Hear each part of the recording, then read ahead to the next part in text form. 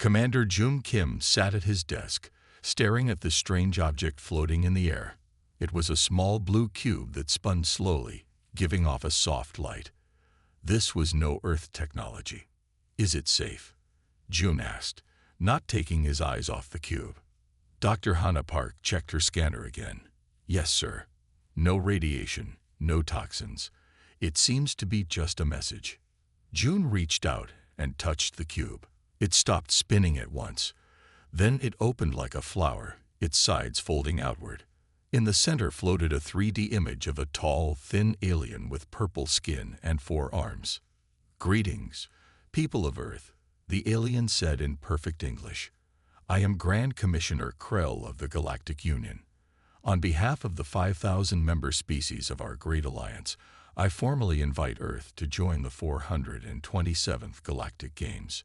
Jun and Hannah looked at each other in shock. Earth had only made contact with alien life 15 years ago. They had just set up their first base on Mars. The idea that they could compete in a galaxy-wide contest seemed impossible. The alien's message continued. "The games begin in 30 Earth days. You may bring 12 competitors. Transport will arrive in 20 days to collect your team. We look forward to seeing what humans can do." The image vanished, and the cube closed itself up again. "Should I get the president?" Hannah asked, her voice shaking with excitement. Jun nodded slowly. "Yes, and call up all the files we have on the Galactic Games." 3 hours later, Jun stood in a room full of Earth's top leaders. Military chiefs, scientists, and government officials all talked at once. The president finally raised her hand for quiet. "Commander Kim, tell us what you've learned," she said. Jun stepped forward. "The Galactic Games happen every 50 years. Species from all over the Milky Way compete in tests of strength, speed, intelligence, and skill. Winners gain respect and trade deals. Losers," he paused. "Losers are often left out of important decisions until the next games." "Can we win?" someone asked. Hannah joined Jun at the front of the room. She pulled up charts on the big screen. "These are the event categories from past games. Most of them seem designed for species very different from us. Zero-gravity races, heat endurance tests, sound-based navigation challenges." "So we can't win," said the defense secretary with a frown. "I didn't say that," Hannah replied. "But I did find something strange. Look at these new events added this year." She showed a new list: water-breathing contests, high-gravity strength tests, radiation resistance challenges. "These are all things humans are bad at," Jun said. "It's like they studied our weaknesses and made events around them." The room grew quiet. "We should refuse," said one general. "It's clearly a trap." The president shook her head. "If we refuse, we look weak. The Galactic Union might decide Earth isn't worth bothering with. Or worse," Jun added, "they might decide we're too scared to compete because we have something to hide. That could make us look dangerous." Hannah brought up more data. "There's something else. The teams that do the worst in the games often lose territory rights. Some have even been put under protection status, basically made into client states of the bigger powers." The president stood up. "Then we have no choice. We compete, and we do our best." She turned to Jun. "Commander Kim, I'm putting you in charge of our team. Pick our best people. Train them hard. Find a way to win, or at least not to lose badly." Jun felt the weight of Earth's future settle on his shoulders. "Yes, Madam President. Dr. Park, and I will start right away."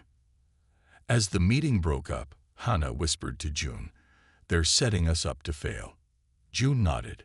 "Yes, but they don't know humans very well, do they? When have we ever given up just because the odds were against us?" "For the first time since the cube arrived," Hannah smiled. "Never." "Exactly," said Jun.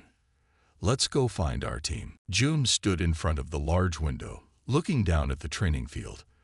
For 2 days straight, he and Hannah had been watching the best people Earth had to offer. So far, none of them seemed good enough. "What about him?" Hannah pointed to a tall man running on the track. Suddenly, he was an Olympic runner before his accident. June checked the file on his tablet. It says he broke both legs 3 years ago. The doctor said he would never run again. But look at him now, Hannah said. He's not just running. He's faster than before. June watched as some finished the race, far ahead of the others. There was something in the man's eyes that June liked, a fire, a refusal to give up. Put him on the list, June said. We need that kind of spirit. Later that day, June met with a small woman sitting quietly in the corner of the cafeteria. She was playing chess against 3 people at once and winning all 3 games. Da Yun? June asked. She moved a piece without looking up. Checkmate, she said to one opponent. Then she turned to June. Commander Kim, you're looking for people to send to die in space. June sat down. I'm looking for people to represent Earth in the Galactic Games. Same thing, Dai said. She moved another piece on the second board. These aliens have had thousands of years to get good at their games. We've had 15 years to even know they exist. That's why I need you, Jum said. You don't just win games. You change how they're played. Day finally looked at him. Checkmate, she said to her second opponent. And checkmate, to her third. All without looking at the boards. Fine, she said. I'll go. But not because I think we can win. I want to see how they think. Jin Kang's workshop was a mess of metal parts, wires, and strange tools. The young man moved through it all like a dancer, picking up pieces and putting them together in ways that made no sense to Jun. What are you building? Jun asked. Jin held up something that looked like a glove with extra parts. It's a strength enhancer. It reads the electrical signals from your muscles and adds power, makes you 5 times stronger. Hana picked up another device. And this. Careful. Jin took it back. That helps you see heat signatures, like how some aliens see. June and Hannah looked at each other. This was exactly what they needed. How would you like to build things that no human has ever made before? June asked. Things to help us compete against aliens. Jin's eyes lit up. When do we start? The last person on their list was the hardest to convince. I don't fight, Mina Cho said. She sat cross-legged on the floor of her small apartment, surrounded by books in different languages, some of them not human. We're not asking you to fight, Hannah said. We need your skills as a translator. No, you need more than that, Mina said. You need someone who can read alien body language, understand their thoughts from how they move, know when they're lying. She looked up at them. You need me to be a spy. We need you to help us survive, Jum said honestly. Earth is being tested. If we fail, we might lose our freedom. Mina was quiet for a long time. Then she stood up. I will help you understand them, but I will not help you trick them or hurt them. Fair enough, Jun said. Back at the command center, June looked at the files of all 12 team members they had chosen. Besides Sung, Da, Jin, and Mina, they had picked the best pilots, scientists, and soldiers Earth had. Will it be enough? Hannah asked. June closed the files. No, but it's not about being enough. It's about being unpredictable. These aliens think they know what humans can do. Our job is to show them that they don't know anything yet. The door opened, and a young officer rushed in. Commander, the alien transport ship has arrived. They're a week early. June took a deep breath. Well then, surprise number 1. Let's go meet them. The alien ship was nothing like Earth ships. It was round and smooth, with no visible engines. It seemed to float above the ground without making any sound. June and his team of 12 stood in a line, watching as a door appeared in the side of the ship. 3 aliens walked out. They had purple skin like the one in the message, but they were shorter and had only 2 arms. They wore silver suits that shone in the sunlight. Humans, said the one in the middle. I am Transport Officer Quinn. You will board now. Mena stepped forward. Thank you for coming to Earth. We are honored to join the Galactic Games. The aliens looked at each other. It speaks well. One said to another, not trying to keep quiet. I thought they were less advanced. Mina's face turned red, but she kept smiling. Bored now, Quinn said again. We are behind schedule. The team picked up their bags and walked into the ship. Inside, they found small rooms with beds that were too short for humans. The air was thin and smelled strange. The trip will take 3 days, Quinn said. Stay in your rooms. The space station where the games would take place was huge. It was bigger than any city on Earth, with thousands of different aliens walking, floating, or crawling around. The human team looked out the windows in wonder as their ship docked. Remember, Jum said to his team, we are here to learn as much as we are to compete. Watch everything. Remember everything. As they left their ship, a tall blue alien met them. Earth team, I am your guide, Zor. Follow me to your rooms. They followed Zor through crowded halls. Other aliens moved away from them or stared at them as they passed. They act like they've never seen humans before, some whispered to Da. Many haven't, Daz said. We're new to them. Their rooms were in a far corner of the station, away from the main areas. The rooms were small and cold, with hard beds and bad lighting. These are the worst rooms on the station, Jin said after checking the systems. Zor shrugged. They were what was left. Opening ceremony is in 2 hours. Be ready. Then he left. Mina had been listening to other aliens in the hall. They gave all the good rooms to the top teams. The Arcturians and Rigelians have entire sections to themselves. Who are they? Jun asked. The big powers in this part of the galaxy, Mina said. From what I can tell, they'd run most of the games. The opening ceremony was in a huge round room, with seats going up all around. In the middle was a flat area where each team would walk out and be introduced. The Earth team waited for their turn, watching as team after team was announced to cheers and applause. And now, said a voice, joining the Galactic Games for the first time, the humans of Earth. They walked out into the light. There was no applause, just whispers and a few laughs. Look at how small they are. No extra arms or legs. They can't even breathe properly in standard air.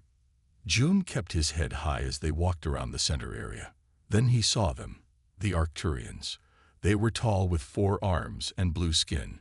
Next to them were the Rigelians, who looked like big lizards walking on 2 legs. Both groups watched the humans with cold eyes. After the ceremony, they were given translator devices that barely worked. Then they were shown the events they would compete in tomorrow. Zero-gravity obstacle race, Hannah read from her screen. Sound navigation in darkness. Toxic air endurance test. She looked at Jun. Every single one of these plays to our weaknesses. As we expected, Jun said. But now we know for sure. He gathered the team around him. Tomorrow will be hard. We will probably lose, but remember why we're here. To learn, to understand, and to show them that humans don't give up easily. Some nodded, even if they laugh at us. Especially if they laugh at us, Jun said. Because one day, they won't be laughing anymore. The first day of competition went exactly as they had feared. The humans came in last or next to last in every event. The zero-gravity race left half the team throwing up. The sound navigation challenge was impossible for human ears, and the toxic air test ended with 3 team members in the medical bay. Back in their rooms that night, no one spoke. They were tired, sore, and embarrassed. We should watch the videos, Jun finally said. See what we did wrong. Jin set up a screen, and they watched their failures again and again. It was painful, but necessary. As they watched the zero-gravity race for the 3rd time, Jin suddenly sat up straight. Wait. Pause it there. The screen froze, showing some floating upside down, trying to grab a handle. What is it? Jun asked. Jin pointed at the handle. Look at that. The handle turned just as Sung reached for it. It's supposed to move, Daz said. That's part of the challenge. Yes, but look at the handles when the Arcturians went through. Jin switched to a different video. See, they don't move as much, and here, for the Regelians, they'd barely move at all. Everyone crowded around the screen. Jin was right. The course was changing depending on who was using it. It could be a coincidence, Hannah said. Let's check the other events, Jin suggested. They spent the next hour going through all the videos. The pattern was clear. In every event, things got harder when the humans competed.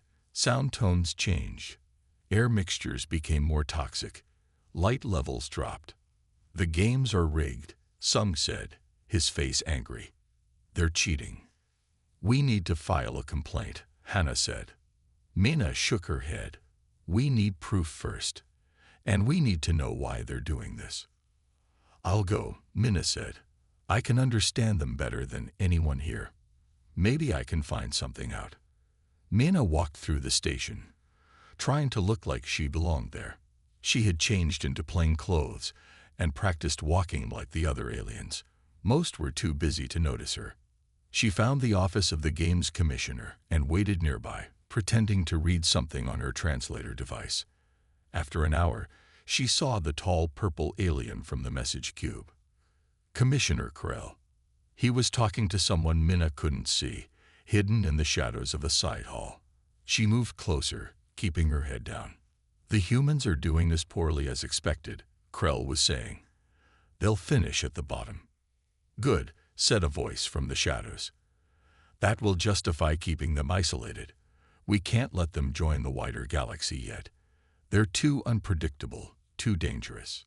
Don't worry, Krell laughed. They'll go home humiliated, and Earth will accept whatever restrictions we put on them. Mina backed away slowly, then hurried back to the teens' rooms. They planned this from the start, Mina told the others. They want us to fail so they can keep Earth separated from the rest of the galaxy. But why? Sung asked. What are they afraid of? Us, Daz said simply. They're afraid of humans. While they talked, Hannah had been working on her computer, analyzing data from their performances. I found something, she said suddenly. Look at these graphs. The team gathered around her screen. It showed lines comparing each species in the games. This is how fast each species adapts during competition, Hannah explained. Most species show a small improvement after multiple attempts at the same challenge. But look at humans. The human line shot up much faster than any other. We're adapting at 5 times the rate of other species, Hannah said. Even when we fail, we learn and improve faster than anyone else. June looked at the data, then at his team. For the first time since arriving, he smiled. That's it, he said. That's our secret advantage. They don't know how quickly humans can adapt and learn. So what do we do now? Jin asked. Now, Jun said, we make a new plan. The team sat in a circle in Jun's room. They spoke in whispers, afraid of being heard. So we can learn faster than them, Sung said. But we're still far behind. How does that help us now? Think about it, Da explained. These aliens have been the same for thousands of years. They evolved in stable environments. They didn't need to change. But Earth has always been changing, Hannah added. Ice ages, warm periods, natural disasters. Humans had to adapt quickly or die. It's not just physical adaptation, Jin said. Our brains rewire themselves. We can change how we think, see new paths, find new solutions. June nodded. While they stay the same, we keep changing. They see this as a weakness, proof that we're not finished as a species. But it's actually our strength, Mina said. We don't just adapt to problems. We transform them into opportunities. Some still look doubtful. That's nice, but how do we use this to win? Day smiled for the first time since they arrived. We don't try to win. Not yet. Everyone looked at her with confusion. The games last for 3 weeks, Da continued. Most species show their best performance right away. They've trained for years and can't improve much more. But we can, Jun said, understanding her plan. We can keep getting better every day. Exactly, Dae said. But we need to hide how fast we're learning. If they see us improving too quickly, they'll just make the games even harder for us. So we lose on purpose. Sung asked, not liking this idea. Not lose, Dae said. We hold back. We show small improvements, but keep our real progress secret until the final days. The next morning, Jin gathered everyone before they left for the day's events. I made something for us, he said, showing them small earpieces. These will help us communicate without the aliens hearing. They work on bone conduction. What about the translation devices they gave us? Hannah asked. Jin smiled. I fixed them. They'll work better now. And I added something special. They record everything they hear, even when they seem to be off. Good, Jun said. Wear them all the time. Learn everything you can about how the other species compete. Watch their techniques, their strengths, their weaknesses. Minna raised her hand. I've been making friends with some of the smaller teams, the Centaurians, and the Tausicians. They're also treated badly by the big powers. They might help us. Perfect, Jun said. We need allies. Sung was practicing balance exercises in the corner. I've been working on adapting to the station's gravity, he said. It's slightly different from Earth. My body is starting to feel it naturally now. That's what we need, Jun told everyone. Keep adapting, keep learning, but don't show everything you can do. Save that for when it matters most. When's that? Jin asked. The final week, Dae answered. When the points count triple and everyone is watching. In the dining hall that evening, an Arcturian bumped into Sung, spilling food all over him. Sorry, human, the Arcturian said without meaning it. I didn't see you there. You're so small. His friends laughed loudly. Sung wanted to fight back, but remembered the plan. He simply cleaned himself up and walked away. Later, in the training room, the same Arcturian was practicing for the balance challenge. Sung watched carefully, noting how the alien used his 4 arms to stay stable. What are you looking at, human? The Arcturian called out. Taking notes won't help you. Your kind lacks the biology to compete. Sung just smiled. Maybe. But we're good at finding new ways to solve old problems. That night, Sung practiced the balance moves he had seen, adapting them for his human body. By morning, he could do them almost as well as the Arcturian. Jun watched his team with pride. The second week of the games began. The human team met each morning before the events to go over their plan. Today we start showing a little more of what we can do, Jun told them. Not enough to win, but enough to move up from last place. Dae had created a chart showing which events they should focus on. These 5 events play to our strengths, she said, pointing to the list. These others we can't win no matter what, so don't waste energy on them. What about the equipment problems? Sung asked. They keep giving us broken gear. Jin smiled and opened a large case. I've been working on that. Inside were special suits, gloves, and helmets. I made these from parts I borrowed from around the station. They look normal, but they're better than what they give us. Hannah picked up one of the helmets. How did you have time to make all this? I don't sleep much, Jin said with a shrug. And I work fast. Minna had news too. The Centaurians will help us. They've been treated badly for years. They'll share their training areas with us and warn us if they hear anything about changes to the events. Good, Jun said. Now remember, we're not trying to win yet. We just want to stop being in last place. The real push comes next week. Jun walked into Commissioner Krull's office without waiting to be invited.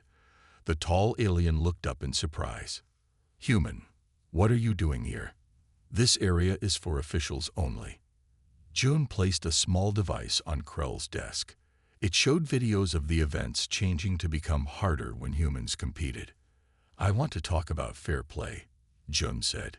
Krull turned off the device. I don't know what you think you saw, but the games are the same for everyone. We both know that's not true, Jun said, but I'm not here to complain. Then why are you here? Krell asked, suspicious. To let you know that we're not giving up, Jun said. Humans don't quit just because things are hard. Krell laughed. Noble words, but they won't help you. Your team will finish last, as planned. Jun smiled. We'll see. As he left, Jun felt satisfied. He hadn't expected Krell to admit anything. The meeting was just to make the commissioner think the humans were focused on the wrong problem. That day, in the zero-gravity race, Sung did better than before. He didn't win, but he wasn't last either. He came in 8th out of 12 teams. In the sound navigation challenge, 2 humans worked together, one listening for the higher tones the other couldn't hear. They finished 6th. The toxic air endurance test was still hard, but Jin's special masks helped them last longer. They placed 7th. By the end of the day, Earth had moved up from last place to 9th overall. The Arcturians noticed. Their team leader, Vex, watched the humans with narrow eyes. They're improving too quickly, he said to his teammates. Something's not right. They're still far behind us, another Arcturian said. They can't catch up. I don't like it, Vex insisted. Tell the course designers to make things even harder tomorrow. By the middle of the second week, everyone at the games was talking about the humans. They were no longer the joke they had been at the start. In the underwater breathing contest, Sung used a technique he had learned from watching the fish-like Taotians. He didn't win, but he stayed under longer than 4 other species. In the high-gravity challenge, Jin's special boots helped the team move better than anyone expected. They came in 5th place. Impossible, an Arcturian official said, checking the humans' equipment for hidden technology. He found nothing because Jin had made everything look normal from the outside. Each day, the humans moved up in the rankings. By the end of the second week, they were in 6th place overall. In the dining hall, other teams started sitting with them. They were curious about these strange creatures who kept getting better. How do you improve so quickly? Asked a small green alien from Centauri. We share what we learn, Minna explained. When one of us figures something out, we all learn it. The alien seemed confused. But that is not how it is done. Each person keeps their knowledge secret. It gives them power. Humans are different. Minna. The final week of the games began with an announcement. Commissioner Krull stood in the center of the arena, his voice booming through the speakers. The last event will be the ultimate challenge, he said. It combines all previous events into one great test. The team that wins will earn triple points. The crowd cheered. The Arcturians were still in 1st place, with the Regellians close behind. The humans had moved up to 6th, but they were far behind the leaders. We can't win overall, Hannah said, looking at the scores. Even with triple points, we're too far behind. Winning isn't the only way to succeed, Jun reminded his team. We need to show the galaxy what humans can do. If we can finish in the top 3 in the ultimate challenge, no one will ever underestimate Earth again. The morning of the ultimate challenge, Jin was making last-minute adjustments to their equipment when Minna rushed in. They've changed everything, she said, out of breath. My Centaurian friend just told me. The course is completely different from what was announced. How? Jun asked. It's much harder. More toxic air sections, higher gravity, colder temperatures. They're trying to make sure we fail. The team looked at each other. After coming so far, would they be stopped at the final hurdle? Jin spoke up first. I'll need to adjust our gear. There's no time, Hannah said. The event starts in an hour. Then I'll work fast, Jin said, already opening his toolkit. And I'll keep working during the event. We can adapt as we go. Jun nodded. That's right. We've been preparing for this all along. He turned to the team. It's time for Protocol Prometheus. They had created Protocol Prometheus during their late-night planning sessions. It was their most desperate plan, saved for when they needed it most. Everyone remember their roles? June asked. They all nodded. Then let's go show them what humans do best. The ultimate challenge course was massive. It filled the entire main arena, with different sections for each type of challenge. The teams would move through it one by one, with their times and scores added together. The humans watched as the first teams went through. It was even harder than Mina had warned. Several teams couldn't finish it all. When it was Earth's turn, the arena grew quiet. Many expected the humans to fail completely. June led his team to the starting line. Protocol Prometheus begins now, he said quietly. Good luck. They started with the zero-gravity section. Sung took the lead, using all the techniques he had learned. Behind him, the rest of the team followed in a tight formation that Da had designed to reduce air resistance. In the sound navigation section, Mina guided them, her ears now trained to hear tones that had been impossible for her at the start of the games. Jin worked constantly, adjusting their equipment as they encountered each new challenge.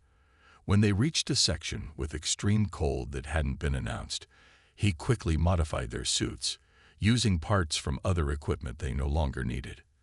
Hannah monitored everyone's vital signs and predicted what challenges would come next based on the patterns she had studied. In the toxic air section, 2 team members started to struggle. Without hesitation, Jum gave them his air filter, slowing himself down but keeping the team moving forward. The crowd watched in amazement as the humans tackled each section with new techniques and unexpected solutions. They didn't move the fastest or show the most strength, but they worked together perfectly, each person doing what they did best. When they reached the high-gravity zone near the end, many expected them to fail. No human had completed this section in previous events, but Sung had been training specifically for this moment. He led the way, showing the others how to move their bodies in the crushing gravity. As they approached the finish line, the arena erupted in cheers, not just from their allies, but from many who had dismissed them at the start. The humans crossed the finish line together, as a team. When the final scores appeared, a shocked silence fell over the arena. The humans had finished third in the ultimate challenge, behind only the Arcturians and Regelians.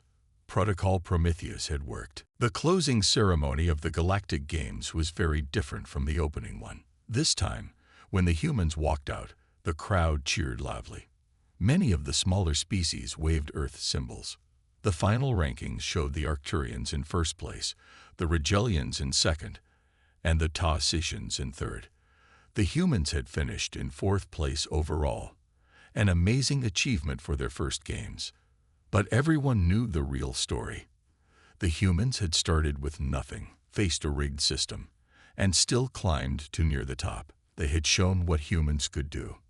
After the ceremony, representatives from many species came to meet the Earth team. They wanted to talk about trade deals, cultural exchanges, and technology sharing. Earth would no longer be isolated. As they packed their things to return home, Jun received a message. Commissioner Krull wanted to see him alone. Should I go with you? Hannah asked. It might be a trap. No, Jun said. I think he just wants to talk, but stay alert, just in case. Krull's office was large and filled with trophies from past games. The tall alien was standing by the window, looking out at the stars.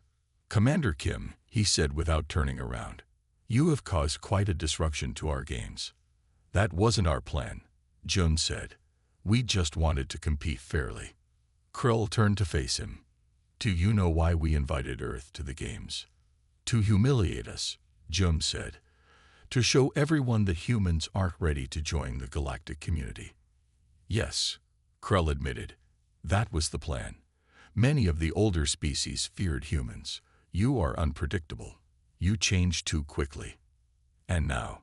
Jun asked. Krull sighed. Now I see that what we feared is also what makes you valuable.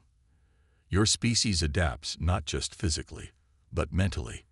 You don't just overcome obstacles, you transform them into opportunities. He walked to his desk and picked up a small device. This contains information about the next meeting of the Galactic Council. Earth will be invited to send representatives. Your voice will be heard. June took the device. "Thank you." "Don't thank me," Krell said. "You earned this. But remember, many species will still fear humans. You must show them that your adaptability can benefit everyone, not just Earth." On the journey home, the team celebrated their success. They had changed the future of Earth in just 3 weeks. "What do you think happens next?" Sung asked June. "Everything changes," Jun replied. "Earth joins the galactic community. We learn from them. They learn from us. Will they still try to hold us back?" Hannah wondered. "Some will," Daz said. "The Arcturians and Rigelians won't give up their power easily. But we have allies now." Mena smiled. "The smaller species saw what we did. We showed them that working together makes everyone stronger. And we'll be ready for the next games," Jin added. "I already have ideas for new equipment." June looked at his team with pride. The next games are in 50 years. By then, who knows what humans will be capable of. When they returned to Earth, they were greeted as heroes. The president met them at the landing site. "You've opened a new chapter in human history," she told them. "Thanks to you, we are no longer alone in the galaxy." June handed her Krell's device. "This is an invitation to the Galactic Council. Earth will have a voice now." As they walked from the ship, Jun thought about what they had accomplished. The games had been rigged against humans, but humanity's secret advantage, their unique ability to adapt and learn and work together, had proven stronger than any rigged system. In trying to keep humans isolated, the older species had actually forced Earth to show its true strength. Now the galaxy would never be the same. And in 50 years, when the next games were held, humans wouldn't be the underdogs anymore. They would be ready. June smiled at the thought. The stars weren't just lights in the sky anymore. They were humanity's future. And that future was looking brighter than ever.